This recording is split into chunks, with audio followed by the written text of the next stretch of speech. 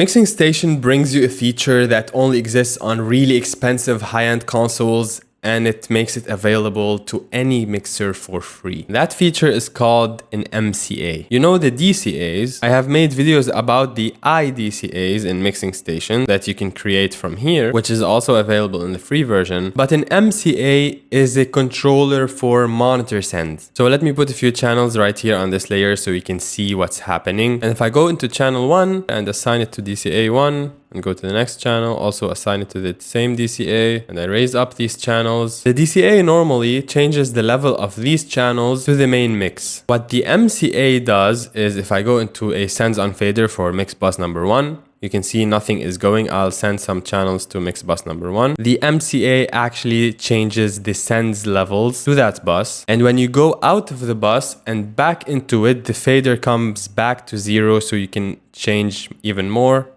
Out, back in, change even more. So when you hit the sends on fader, the DCA fader becomes an MCA automatically, and whatever channels are assigned to that DCA, they can now be controlled in that monitor that you're in. This is my custom layout, that's why you're seeing faders on top and on the bottom. But if I go back to the normal layout, you'll see something like this. These are the sends, and this is the MCA now.